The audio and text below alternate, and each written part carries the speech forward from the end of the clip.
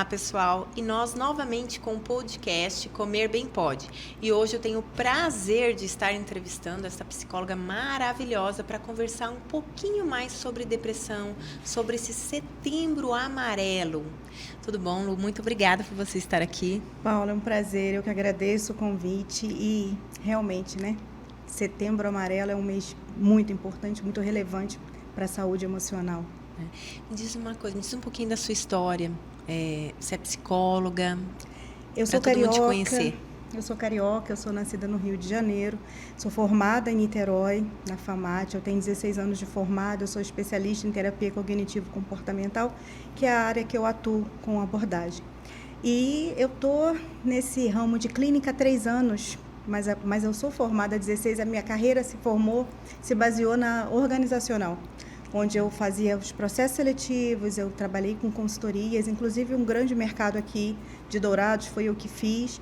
E nos últimos 3 anos, mais efetivamente, na pandemia, eu migrei para a clínica, para o consultório, e onde verdadeiramente eu me encontrei. É apaixonante, né? O olho brilha quando eu falo. Me diz uma coisa, o que é esse setembro amarelo dentro do processo da psicologia? Como que é isso? Na verdade, por que o Setembro Amarelo? A campanha começou em 2003, onde foi decidido que no dia 10 de setembro seria o Dia Mundial de Prevenção ao Suicídio. Isso se deu porque nos Estados Unidos uma mãe perdeu um filho e ele estava num carro amarelo, de acidente, mas por suicídio. Ele se suicidou num carro amarelo. Então, lá começou essa iniciativa de se começar a falar mais. E por que setembro, né? Justamente por conta dessa data e para que fazer com que as pessoas se conscientizem, ser um mês específico de conscientização ao suicídio, a prevenção do suicídio, que tem aumentado drasticamente nos últimos anos. Antes a gente quase não via no meio familiar da gente alguém tentar se suicidar ou efetivamente ter o ato de suicídio. E hoje, cada vez mais, ao nosso redor, nós estamos vendo como que é esse aumento desse índice de suicídio, como que a gente pode fazer essa prevenção nessa pessoa que... Porque muitas vezes a gente fala se tem uma palavra até inadequada, quem quer faz, mas ela dá indícios. Sim, e é justamente isso. Paula, o índice ele tem aumentado assim, assustadoramente.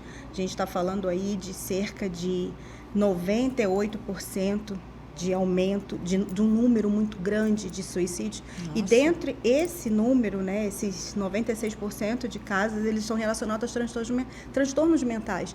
E nenhum transtorno ele começa do nada. A pessoa dá indícios.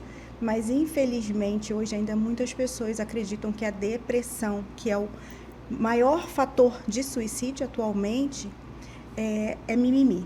Né? As pessoas acreditam ainda, né, por um preconceito, que é falta de uma crença, que é falta de fé, que é estar desmotivado, e na verdade não é. Né? Ninguém quer estar deprimido, ninguém quer se sentir deprimido com falta de vontade, né? A gente costuma falar que a pessoa perde o colorido da vida.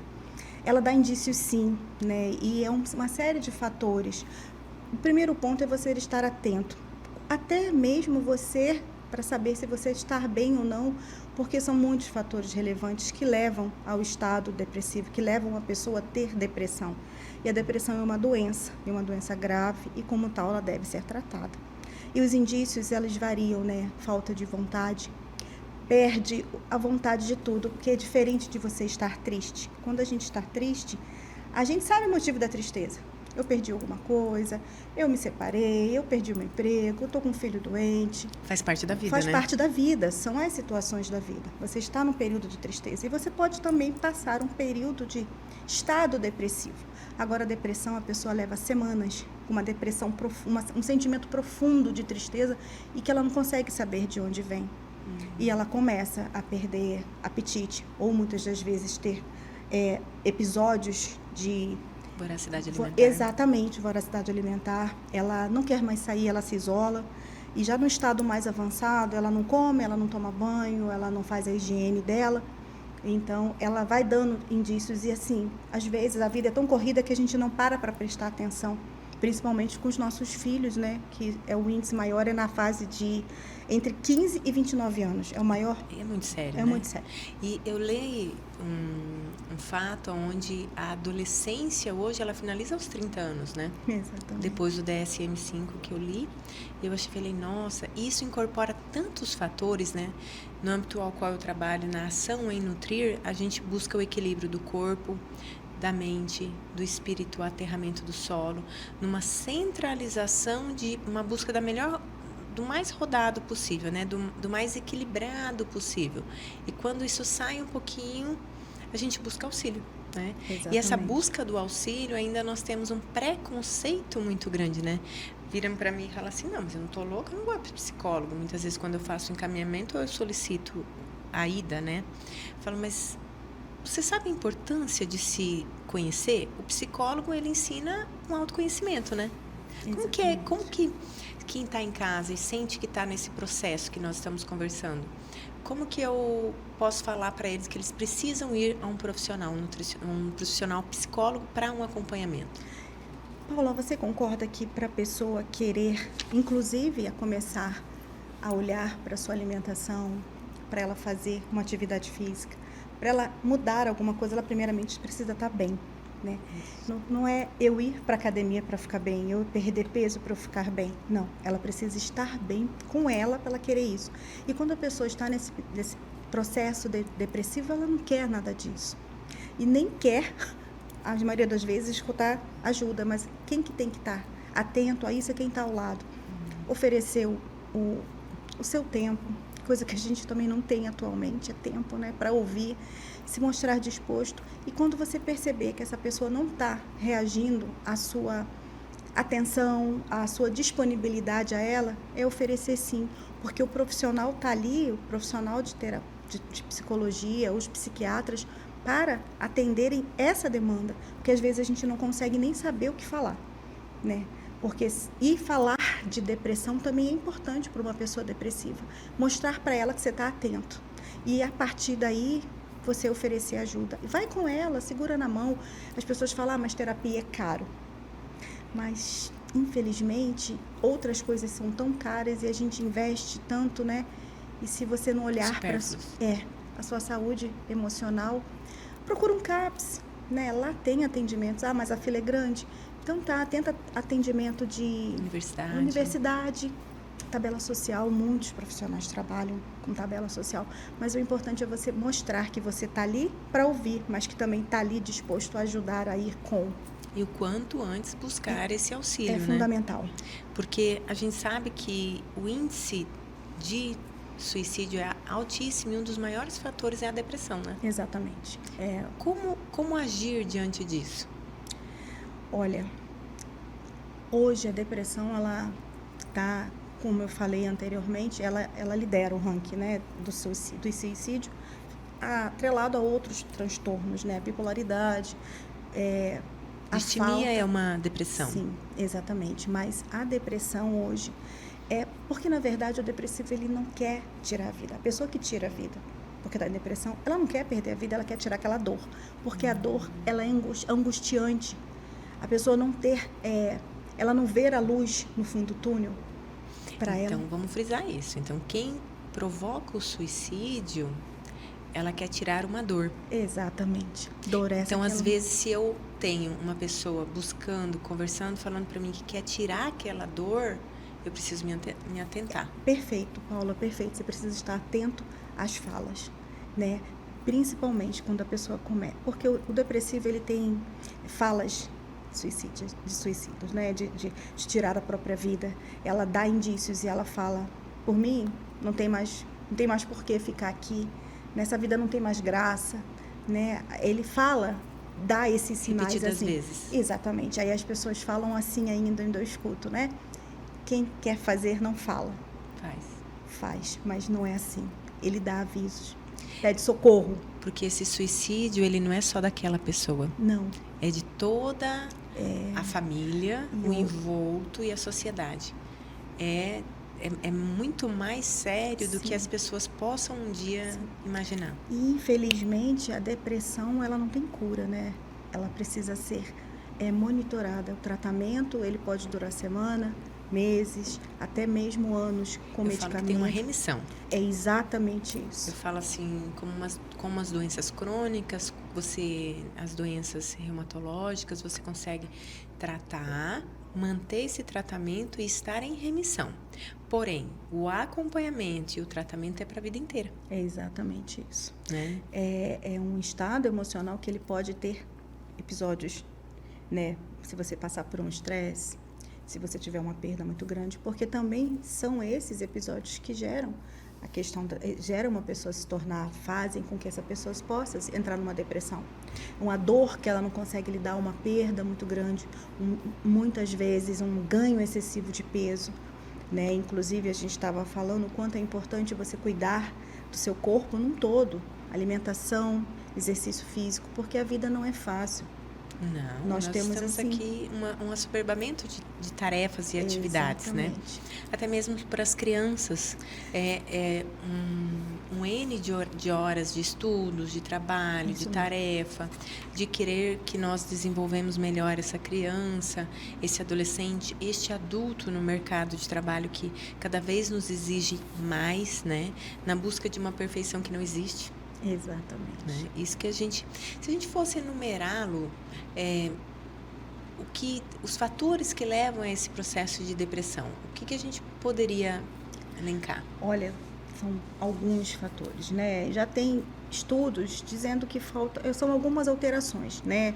Químicas no cérebro do indivíduo que está entrando, que se falta de quê? Neurotransmissores, né? A serotonina, a noradrenalina e em menor proporção a dopamina.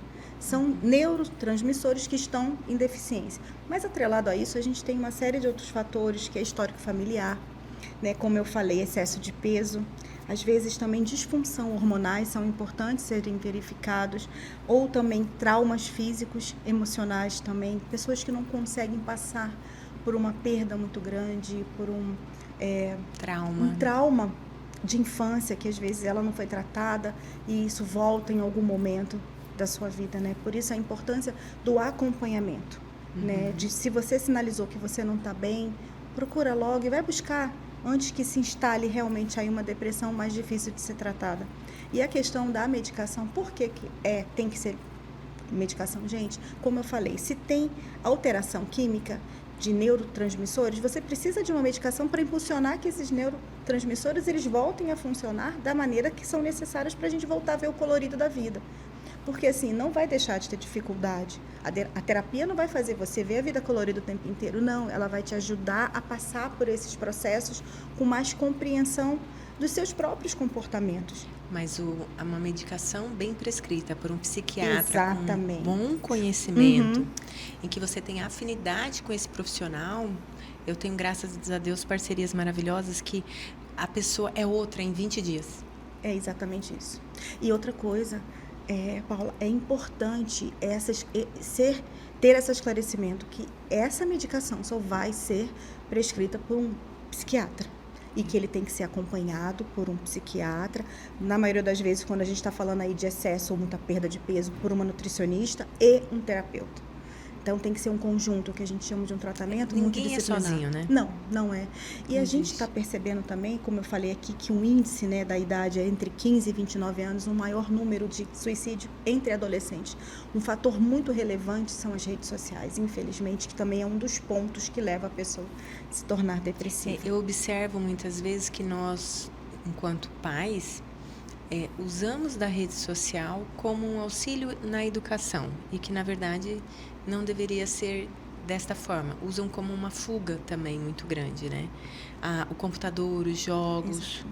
Exatamente. Você vê um adolescente, às vezes, dias atrás, eu peguei um adolescente, ele fica 6 horas na frente do computador. A hora que eu ousei a dizer que não é saudável, foi-se uma voz extremamente abrupta e extremamente enfático em que eu estava errada, que daí aonde vem a conversa. E o equilíbrio? E esse equilíbrio começa desde cedo, né? Com os menores, que chegam na adolescência com limite. E esse limite está ficando cada vez mais difícil de se conseguir numa certa idade da adolescência, se você não começa com ele lá atrás. Esse limite, ele vem desde o processo de primeira infância, né? Horário para dormir, horário para se alimentar, Exatamente. horário nas telas.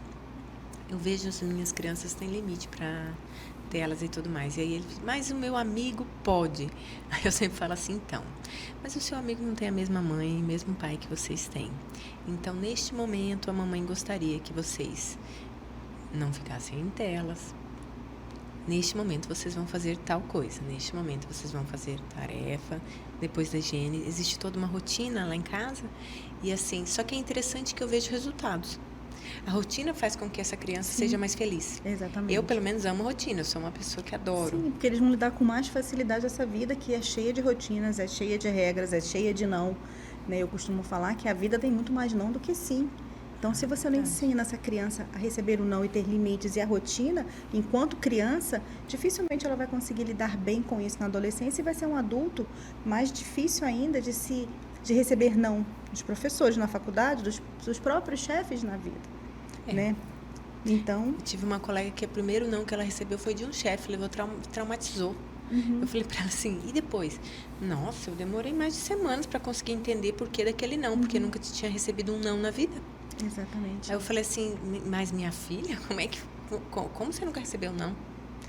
Aí, sempre foi o centro? Daí eu falei assim, nossa, isso é muito sério, quase que entrou em depressão. Eu falei, meu Deus do céu, só por um não. Aí você imagina, aí você lida com um adolescente que não sabe lidar com não e vive um mundo que não é real, que são das redes sociais, onde os filtros imperam, onde a vida feliz é o tempo inteiro. Eles não conseguem mensurar que aquilo ali não é vida real. A vida real é até chegar na 10ª foto que ficou boa, né? Ele passou por 9 fotos, ele passou por 9 poses, 9 insatisfação para ele botar aquela. Aquela foi que ele selecionou, mas a vida real não é aquela 10ª foto. A vida real é antes de tirar foto, de se preparar tudo. Então, é difícil hoje a gente ter adolescentes mais saudáveis emocionalmente, porque a gente luta contra... E vai tudo contra aquilo que a gente entende que é da vida real. Eles vivem uma vida que não é real. A do outro, que é dele. Então, ele joga na rede social aquilo que ele gostaria. E um adolescente que não sabe, não aceita isso, ele vive aquela vida com a pessoa. E na vida real não é assim. E ocorre o processo de depressão, né? E que muitas pessoas não entendem que isso é uma doença. Por que as pessoas hoje não entendem que isso é uma doença? Porque quando você entende como uma doença, você precisa tratar ela. É muito difícil você aceitar, é muito difícil para uma mãe, porque primeiro que ela vai lidar com uma culpa, né? O meu filho está doente, está depressivo, e será que eu não sou responsável por isso? Então, a negação é a primeira coisa que a gente vai fazer, é negar. Não, isso aí é preguiça, não, isso aí é porque ele está sem motivação, vamos trocar de colégio. Nesse colégio não deu certo, mas quem quer buscar a causa, ele vai encontrar. E quando encontra, você tem que fazer alguma coisa com isso. Difícil você lidar com meu filho sofrendo bullying. Por que meu filho está sofrendo bullying? Como é que eu reforço essa criança para quando vem aquele coleguinha que não é legal, ele falar, não, isso não é meu, é do meu colega. O problema não está comigo, está com ele. Porque só fere quem é ferido, né? Então, difícil para uma mãe ter essa clareza. Então, a negação, no primeiro momento, a gente tira da escola. Só que ali já tem um problema. Você não vai procurar ajuda de um profissional, porque como que eu vou falar para minha amiga que o meu filho está fazendo terapia?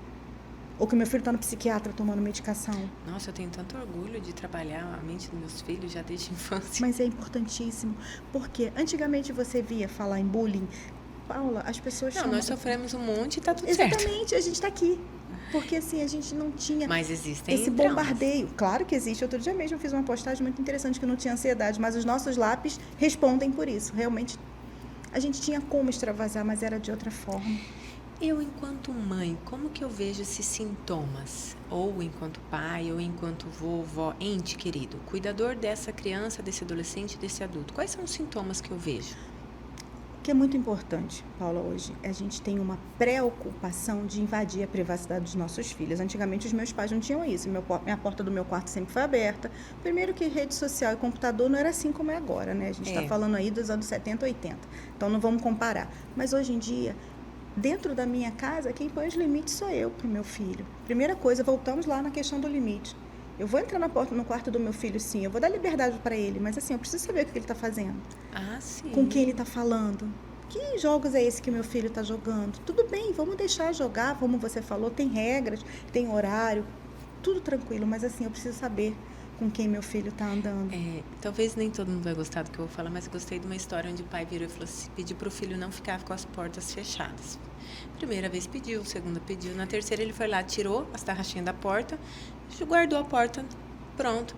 Ah, mas não, pronto, não tem mais porta agora, você não vai ter mais problema de eu te pedir para deixar a porta aberta, porque eu não estou conseguindo te monitorar, não estou conseguindo, então, vamos, pronto, resolvido. Fica os quartos sem porta. Simples assim, porque não é invasão de privacidade. Eu não estou invadindo a privacidade do meu filho quando eu quero saber com quem meu filho está andando. Parte desse princípio, né? A primeira coisa é parte desse princípio que se você é o pai, você é a mãe, ou você é o responsável por aquele, lógico. Você tem a obrigação de cuidar. Exatamente. Está dentro da sua obrigação, mas dá trabalho, você concorda? Muito. Ainda mais se eu tenho uma vida que eu trabalho de manhã, de tarde, cuido da casa, tenho os cachorros, tenho os irmãos mais novos ou os irmãos mais velhos. Mas, gente... Vovó. O vô e vó tem, né? Todas as sobrecargas, mas você tem que entender que tem ali um adolescente, uma criança que está se formando e que precisa de atenção e que às vezes ela se tranca, mas tem alguma coisa que não está certa. Então, o primeiro ponto é você olhar o seu filho, não deixar se isolar. Chama para a mesa para jantar, fazer refeição junto, faz com que mostre com que você esteja ali. Né? Porque a primeira coisa que eles falam, não tive atenção. E às vezes não tem mesmo, mas não porque o pai e a mãe não quer dar, por falta desse tempo que não existe, mas que tem que ser criado. É de conhecimento, né? É de conhecimento, exatamente. Muitas vezes a gente tem 3 filhos e esses tempos atrás eu escutei uma coisa.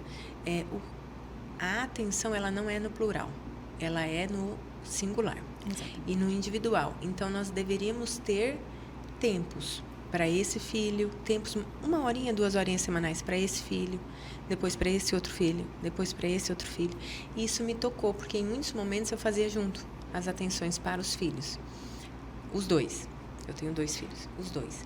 E aí depois eu falei, tá, então vamos lá. Individualmente para cada um. Estou nesse caminho agora. Porque eu não tinha me antenado. Eles são singulares, são individuais. Exatamente. Paula, eu tenho um filho de 15 anos e é difícil você conseguir acesso, não é fácil. Ah, mas você é psicóloga, gente? Mas é a mãe. Eu sou mãe. Então, assim, eu sei da dificuldade. Ele quer ficar trancado. Mas lá em casa, assim, a gente tem alguns combinados também, né? Não tem porta trancada com chave. Pode encostar, mas eu vou entrar a hora que eu achar que eu tenho que entrar. Eu não estou invadindo a sua privacidade. Às vezes, no tempo livre, eu deito lá na cama, ele vai, vou ficar aqui, vamos ver. Aí ele me pede para participar, eu quero ver com quem ele tá. Eu pergunto aos amigos, manda abraço. Eu tô ali, mas eu não tô... Ele está entendendo que ele tem a liberdade dele, mas ele está entendendo que dentro da nossa casa não tem... ele não vai se isolar. E isso é importante. Um tempinho, para, conversa, pergunta se está tudo bem, né? Te percebi meio sério, meio calado, tá tudo bem? Tá acontecendo alguma coisa? Ah, mas ele não fala comigo. Tenta uma vez, mostra que você tá ali, tenta de novo, porque parte desse princípio de se colocar à disposição do seu filho, porque realmente essa fase é difícil. Eles se fecham mesmo, eles têm vergonha, eles têm, na verdade, o que eles têm? Eles não se abrem porque eles acham que a gente não vai entender. Mas a gente realmente às vezes não entende. Tem umas falas que assustam e você tem que se manter compreensiva ali, esperar, acalmar. A Thalia Eduardo fala, mamãe, você não entendeu, vou te explicar de novo. É mais ou menos isso. Eu falo, tá bom, pode explicar. Aí ela explica de novo, ela fala assim, mamãe, você continua não entendendo, não é assim. É assim. Eu falo assim, então tá, minha filha. E aí vai. É a atenção, é o cuidado e...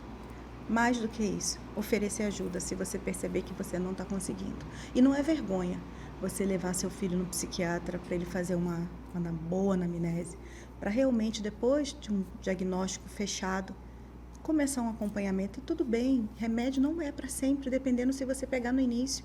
E não dopa seu filho, não vai deixar ele dopado, muito pelo contrário, você vai estar ajudando nas emoções para que ele se torne e tenha uma vida mais leve, né? Como que eu diferencio nesse indivíduo tristeza e depressão? Ah, muito bom, porque às vezes as pessoas falam assim, né? Ah, mas ele só tá triste. Às vezes nem a gente sabe diferenciar, né? Porque a tristeza, ela tem um motivo.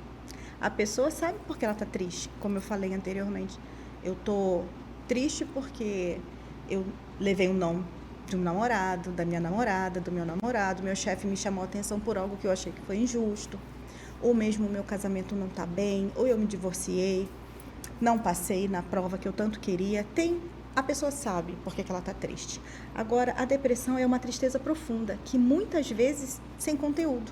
Ela vem sem conteúdo, sem motivo aparente, a pessoa não entende, porque, e é uma tristeza que aperta o peito. É uma dor que aperta o peito. A pessoa depressiva, ela não fica só triste, ela sofre, né? Porque quem está triste, ela segue. Mas a pessoa em depressão, ela não consegue seguir. É como se aquela dor paralisasse ela de alguma forma. Ela perdesse realmente o colorido da vida, né? E mesmo se algo maravilhoso acontecer com ela vai continuar triste. Eles dizem que é um dos maus do século, né? Mas infelizmente, os índices, né, têm mostrado isso, que a depressão tem aumentado, mas por conta dessa sobrecarga de vida também, né? Como fazer para ajudar essa pessoa que está nesse índice de depressão para suicídio? A bipolaridade também, ela é os dois extremos, né? Que a gente observa muito que a pessoa está muito eufórica ou na depressão muito. E nesses picos de modificações, né? Que aí a gente observa a entrada para a depressão do suicídio, né? Essa é a preocupação, né? Ela não vai mostrar indícios de tristeza, mas de euforia. E é por isso que é difícil, né, a gente tentar oferecer ajuda. Como é que eu vou oferecer? Ele está sorrindo. E nós vimos, né, isso no último acontecido que teve no Brasil, que chocou o Brasil, que foi aquela ex-atleta. Ela não estava mostrando, todos os amigos falavam. A gente esteve com ela ontem, ela não falou nada. Ninguém percebeu, né, porque fica guardado ali dentro. Monta uma capa, né? Põe uma capa. Porque precisa interpretar um papel de que está tudo bem. Exatamente. Essa interpretação com essa capa é que eu observo muitas vezes no consultório. A pessoa, vou conversando e tudo tá bom. Não existe tudo tá bom, nem para mim que busco um equilíbrio constante, me trato há muitos anos terapeuticamente. Todo mundo tem uma família busca-pé, todo mundo tem altos e baixos. Exatamente. Ninguém é eufórico o tempo todo. Se você está eufórico o tempo todo, alguma coisa tem. Exatamente. E aí buscar esse gatilho. alguma coisa. Exatamente. E é mais difícil, né? Porque em algum momento aquela pessoa vai deslizar. Tem cura? Não. Infelizmente, ela é uma doença que não possui cura definitiva. E a reincidência desse sintoma é algo bastante comum e frequente. Por isso, a importância desse acompanhamento que pode durar anos. E que você pode levar a vida com ele, mas é importante você saber que essa medicação vai ter que ser sua companheira. Porque esses neurotransmissores importantes para ajudar, eles podem não existir mais. E o fator também emocional, né, e a vida em si te ajudam com que eles, de fato, comecem realmente a trabalhar em menor proporção do que é necessário para que essa vida tenha esse colorido. Porque, na verdade, a vida não é colorida o tempo inteiro, né? Não. Eu acho que até menos colorida. Bem menos colorida. Mas tem alguns fatores na vida das pessoas que marcam para sempre. E ela tem que lidar com essa dor. E, às vezes, a medicação, na maioria das vezes, é fundamental para que você passe, sabendo que você está ali, mas que você está seguindo, entendeu? E seguem. Que ocorre o silenciar, você fica ótimo. E é nessa hora também que é perigoso, que a pessoa vira e fala assim, vou tirar o remédio que eu tô ótima. É isso. Tiram sozinho. Isso aí é muito preocupante, né? Tirar a medicação, não faça isso. Você tem que fazer o acompanhamento. E quem tem que tirar essa medicação é o seu psiquiatra que a receitou. Ele vai fazendo o desmame, né? Quando ele entender que você pode. Mas uma coisa é fundamental, você não deve parar a terapia. Porque você já foi diagnosticado, você tomou medicação, você precisa acompanhar a evolução das suas emoções. O sobe e desce delas também, porque a vida da gente é uma roda gigante, ela está subindo e descendo o tempo inteiro, e tudo bem. Quais os tratamentos que hoje nós temos? Bom, hoje a gente tem mais de 30 tipos de medicação para poder tratar da depressão. São medicamentos que vão ser utilizados de acordo com o nível e com o seu estado, o estado da pessoa com depressão. E quem vai avaliar isso é o neuro e juntamente com o psiquiatra, que eles vão ver qual é o tipo de medicação ideal para aquele momento. Eles provavelmente vão fazer os exames, né, para ver que nível que está essa depressão, o quanto ela está afetando esse sistema nervoso desse paciente. Esse dia a dia, né? Esse dia a dia, exatamente. O quanto de prejuízo essa depressão está trazendo para essa pessoa. Por isso que quanto antes você tentar perceber, é melhor para esse tratamento. Isso é tão importante que as pessoas em casa que têm um ente querido em depressão, até mesmo a pessoa que está assistindo a gente hoje, o podcast Comer Bem Pode, ela deve procurar ajuda, né? É fundamental. Como dar o primeiro passo? Qual o primeiro passo quem está escutando em casa, que tem um filho, um pai, uma mãe, qual é o primeiro passo para o tratamento? Se você perceber um filho, um parente, um amigo que está tendo comportamentos ou de muita euforia, se é uma pessoa que não é assim, já está dando indício de que tem alguma coisa que não está bom.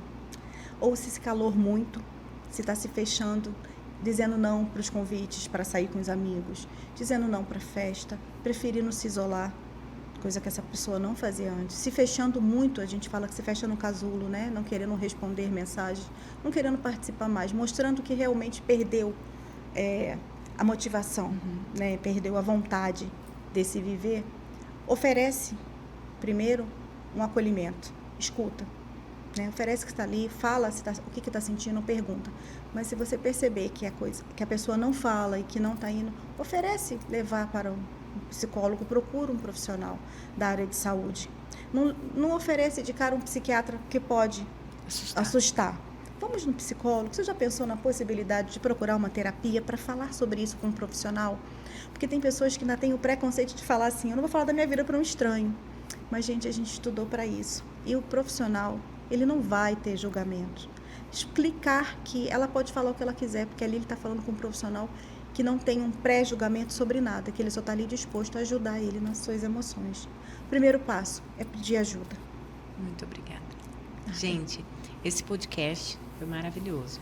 Muito obrigada, Lu, por você estar aqui. Como que as pessoas podem te achar? Qual é os seus contatos? Quem aqui quer buscar ajuda? Paula, eu agradeço mais uma vez o convite e falar de saúde mental, saúde emocional é algo que tem assunto para muito tempo. Então, se vocês quiserem saber um pouco mais do meu trajeto, do meu trabalho, meu Insta é @lucianaraimundo.psi. Né? Lá tem os meus contatos, tem os vídeos também que eu já falei um pouquinho do Setembro Amarelo e outros assuntos tão pertinentes à saúde emocional. Muito obrigada. Muito obrigada. E ficamos aqui com o nosso podcast Comer Bem Pode. Esperamos vocês no nosso próximo. Até mais.